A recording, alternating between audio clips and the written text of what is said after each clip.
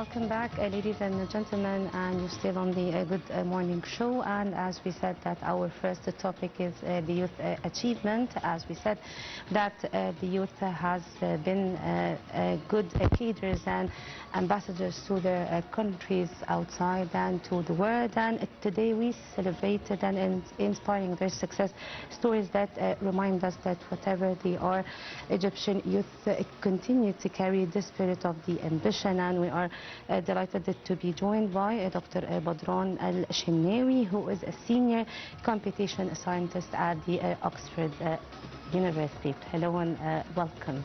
A very good morning to you, Dr. Badran. Dr. Badran, as you said before, that you are specialized in the bioinformatics and the science of the computation. Okay, let's talk more about this. So my field, explained in very simple terms, is one where we try to analyze data with the goal of treating disease. So all forms of medical sciences aim to treat disease. And it used to be the case that we did a lot of experiments in the lab to try and understand more about the disease, to develop new targets for the disease. But as this technology developed, we started amassing significant amounts of data. And it became impossible for the person doing the experiments to also be the person doing the analysis. Okay. And it also became paramount that we had an entire discipline around how we analyze data to maximize the insight we can get from it. Because it used to be the case that we can look at a data set and say, X is high, Y is low, X is important for, let's say, cancer or hepatitis or any disease we're studying. But now we can look at, let's say, tens of thousands of cells and tens of thousands of genes and how these things change across disease conditions, across cell types. It gets really complicated. And my discipline is built around analyzing data with the strict goal of helping progress disease treatment. So my focus is cancer. I worked on triple-negative breast cancer. I worked on hepatic carcinomas. And now I'm working on high-grade gliomas, pediatric high-grade gliomas. And across all of my work, my field is around analyzing data to maximize the insight we can get so we can create better screening tests, better diagnostic markers, and better treatments for disease.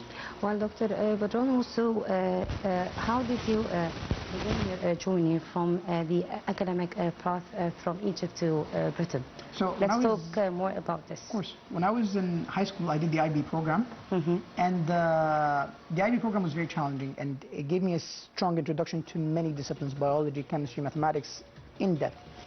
And I discovered that through a combination of my family background, which is all medics, and my interest in the mathematical field, I would be interested in tackling disease, but not as a clinician, but more as someone who comes at it from an analytical perspective, asking what's wrong with the disease, what genes are changing, what's happening, and how we can treat it. So that was kind of more or less the idea of what I wanted to do, but I never had a concrete direction.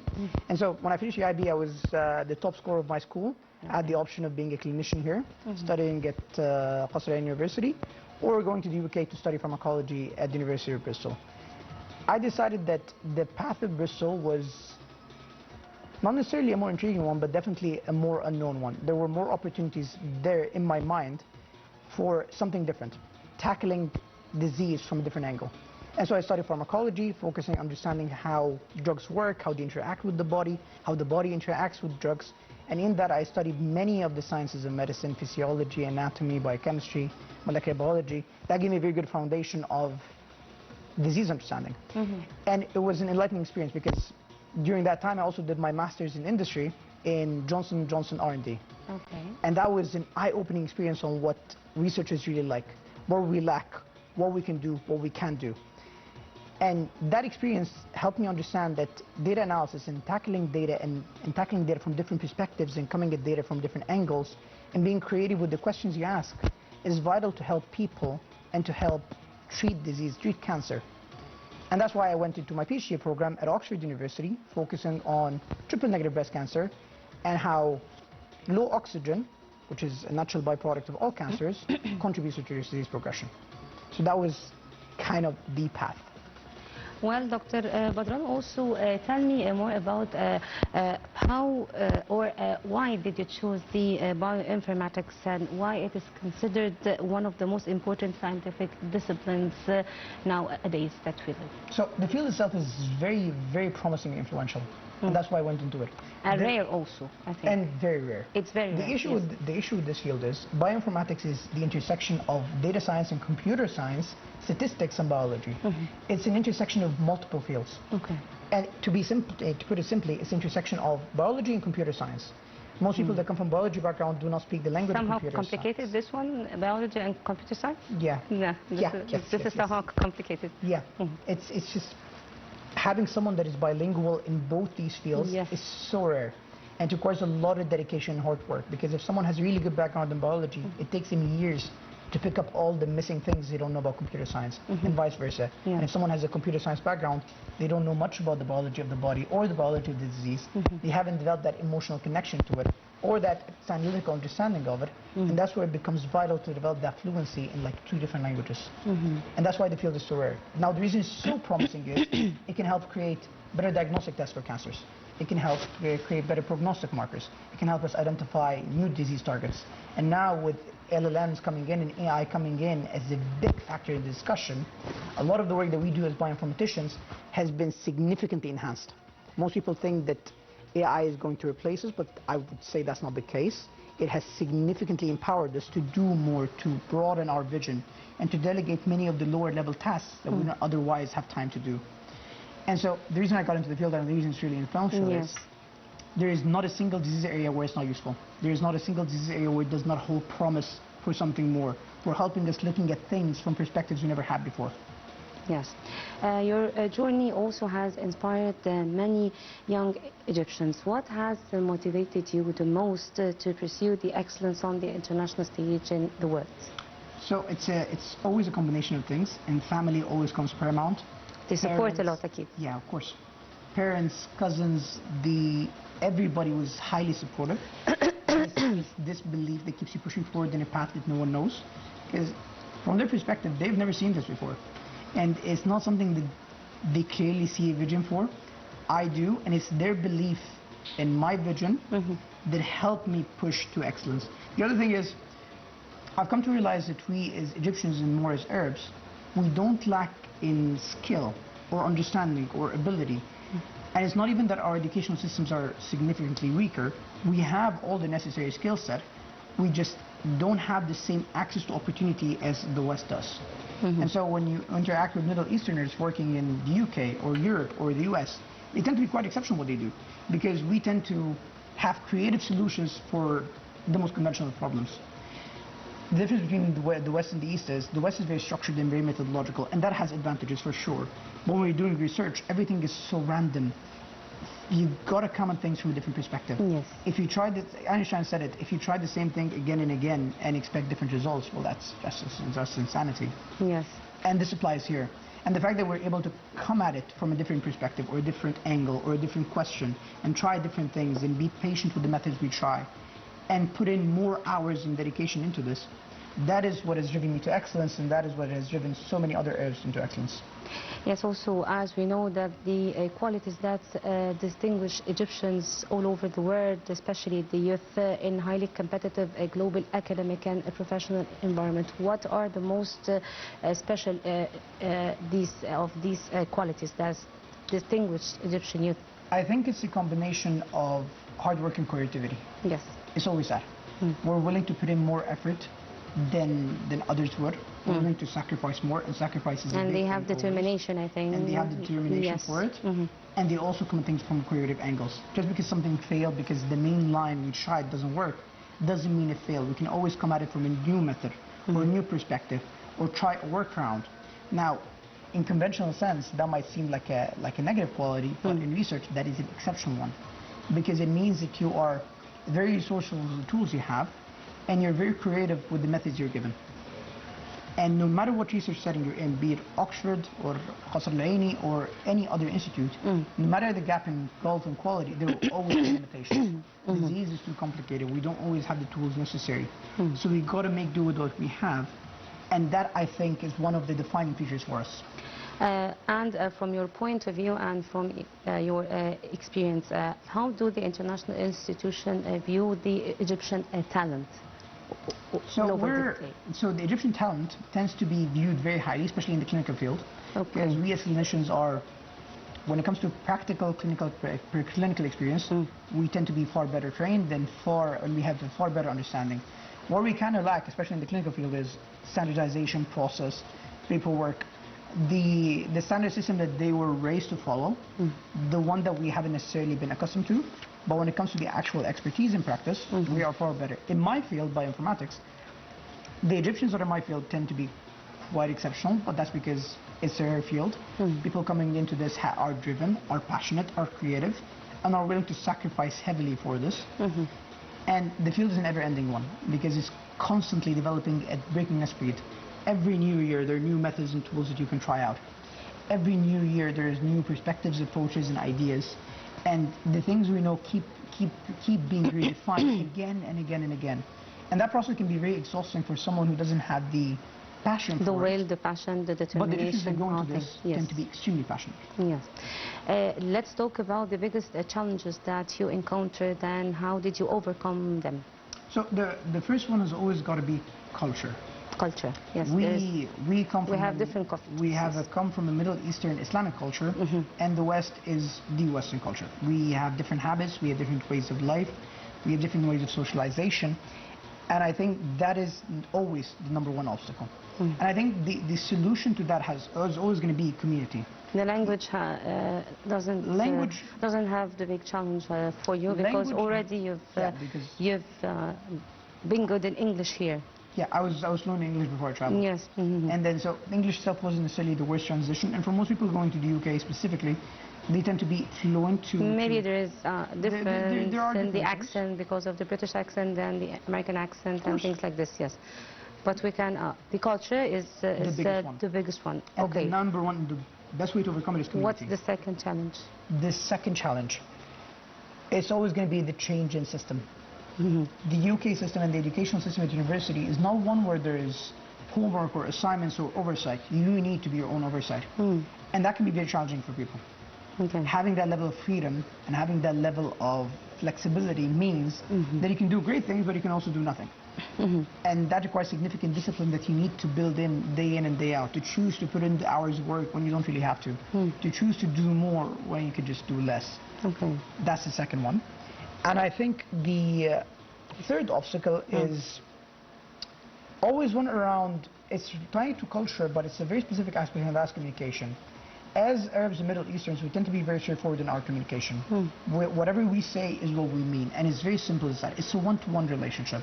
There is no in-between, there is no mixed messages. Either white or black, yes. Yeah, of course. It's how we do things, but the West has a more discreet method of communication. Things are more subtle. People are not as direct. It's a different style of communication, not saying it's better or worse, it's just different. The people are not going to communicate in the same way or say things in the same way. And you gotta have that level of emotional intelligence to read between the lines of what's being said and to be able to interpret the environment you're in and how things are operating. And I think that aspect of social and emotional intelligence is what people significantly struggle with when they travel. When they travel outside. Because of if you're working in a group project in university, or if you're in an actual active project at work, there's going to be a lot of interpersonal dynamics that are going to dictate the success or failure of that project. And that is even more vital than technical expertise. How did you overcome these challenges? By your own, in your own representation. It's always practice, always training. You put yourself out into more of these situations. Sure, you're going to mess up a few times, but as you go through them again and again, by practice and your repetition has been high. Again and again, you realize this is what this means, this is what that means, and be able to play it that way. Yes. But yeah. Yes. Okay, how can Egyptian students better prepare themselves to complete the education and the scholarship outside and to have the opportunities outside Egypt and go? So, a big thing that people need to do here is, and they need to understand this, the Western system, like the East, has significant personal aspect to it. So when people try to prepare for scholarships or programs or the leadership positions outside, they assume that merit is the only thing that matters, but that is sadly not true. Merit is one very important factor, but it's also a lot about connections, communication, putting yourself out there, making sure that the people know you. And if let's say you're interested in a particular position, you got to reach out to the person that is actually going to be your boss and have a conversation with them, offer that opportunity, and build that relationship with them first. Because most of the time, leadership positions are filled through these channels, because merit is a beautiful thing. But like I said, many high-value projects that are extremely important and are very well-funded tend to succeed or fail based on interpersonal communication and just synergy between the individuals working at it. And that's why the hiring tends to be done on the basis of who do we know that can do this job and that we can communicate with regularly. That is vital in success. And that applies throughout everything. Scholarships, university applications, PhD applications, job applications, whatever they do, they got to understand that they always got to see it from the other person's perspective and reach out to that person. It's the point of framing, it's the point of perspective that we're not used to think about. Most people reach out with an email saying, I want a job or I want a scholarship. That's not the way to say it.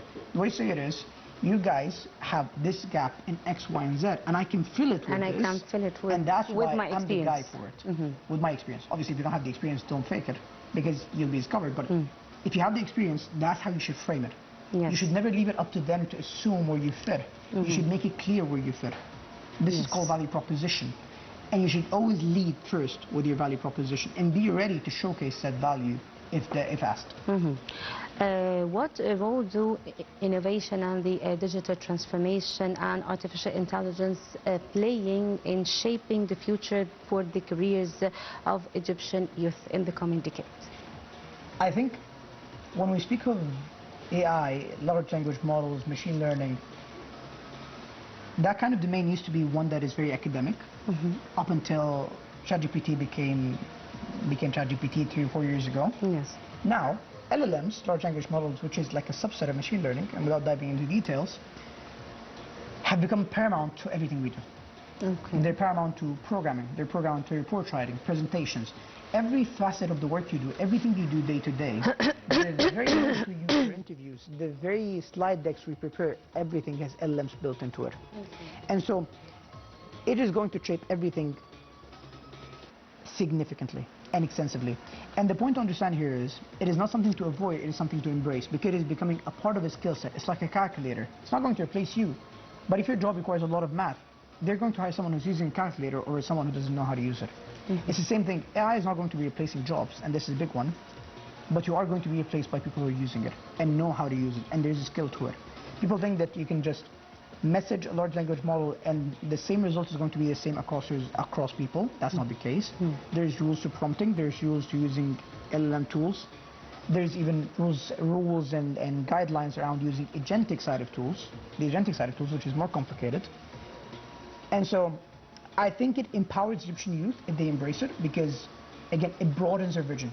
It opens up opportunities. It allows them to do things that previously they would have had the ability to do, or maybe give them information they normally would not have had the ability to aggregate themselves. Yes.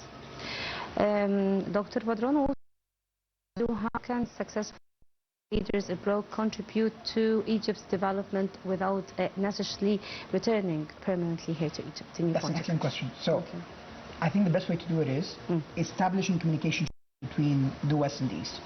The West has a lot of know-how that we don't have, but we have the skill set necessary to execute. And so the best kind of collaboration is always a pipeline, allowing us to transfer that know-how from the West to the East.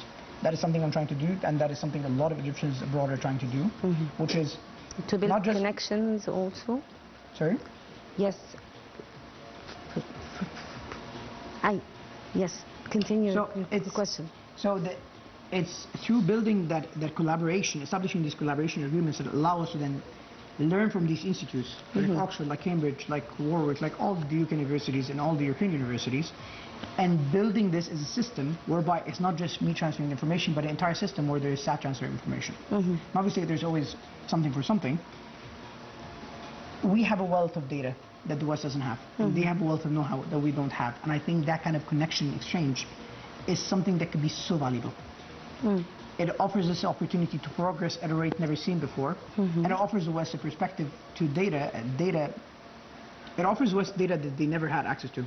When you look at the medical research in the West, it's all done on European data.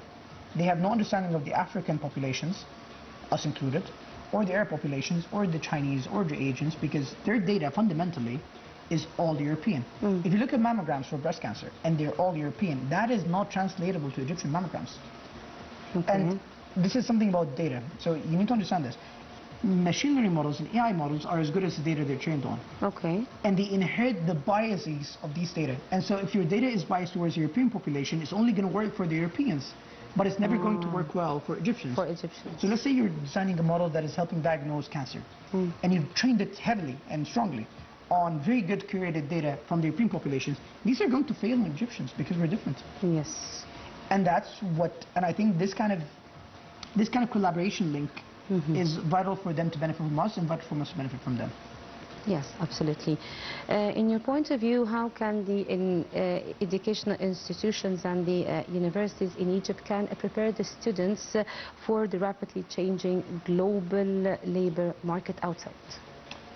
Again, another excellent question, and I think the answer here lies strongly on encouraging self-learning.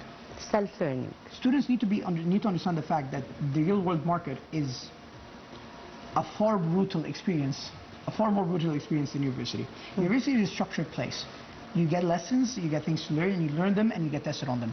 Real life requires you to learn things on the fly and apply them and assess success yourself. Yes. It's more practical.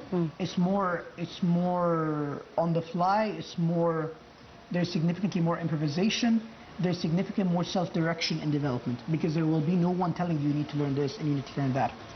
Now, with access to excellent online resources on all of the internet, YouTube, courses, everywhere, all available for free, self-learning has never been easy, yet it is not strongly encouraged. And I think most universities should incorporate components of self-learning into their workflows, encouraging students to learn tools and bring new methods and perspectives that were not taught in class.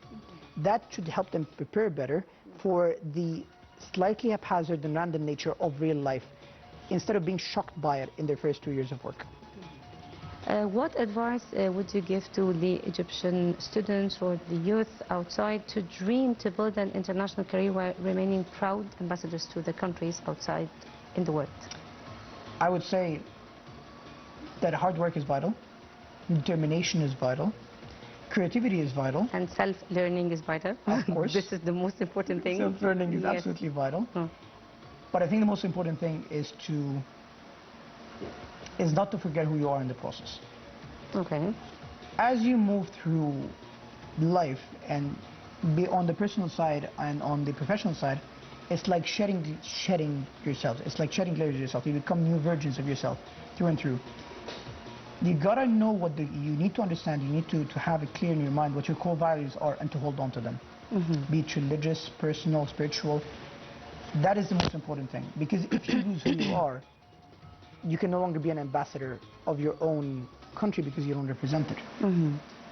And that is such a surprisingly difficult thing to do. It would seem simple, but as you live abroad, you get affected by their culture, their thinking, and their way of doing things. And that is fundamentally different from who we are and what we do. And holding true to your core values and ideas is paramount to ensuring that the mission you started is finished.